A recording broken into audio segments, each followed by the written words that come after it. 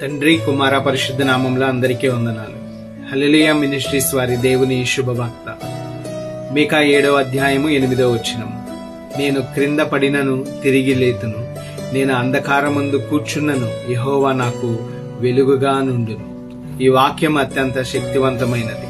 ఈ వాక్యం వింటున్న మీ జీవితాల్లో కష్టాల్లో ఉన్న ఎవరికైనా సరే గొప్ప నిరీక్షణను, ఒక గొప్ప ఆదరణను ఇచ్చే ఒక అద్భుతమైన సందేశం.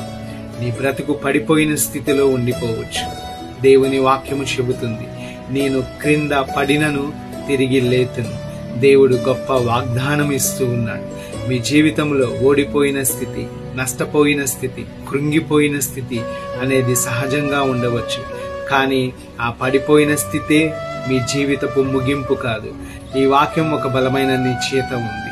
నేను పడిపోయాను కదా అని బాధపడటము కంటే నేను ఖచ్చితంగా తిరిగి లేస్తాను అనే ఆత్మవిశ్వాసం ఇక్కడ కనిపిస్తుంది. ఇది మనిషిలో పోరాట పటిమను పెంచుతుంది. మరి మీలో రెండవదిగా చీకటిలో తోడు ఉండే వెలుగు. నేను అంధకారమందు కూర్చున్నా, యెహోవా నాకు వెలుగుగా నుండును.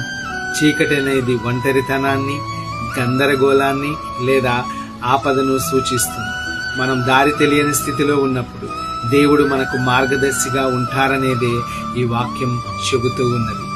పరిస్థితులు మారకపోయినా మనం గమనించవలసిన విషయం ఏంటంటే, చీకటి వెంటనే తొలగిపోతుందని అనలేదు, కానీ చీకటిలో కూర్చున్నప్పటికీ యెహోవా దేవుడు వెలుగుగా ఉంటారని ఉంది.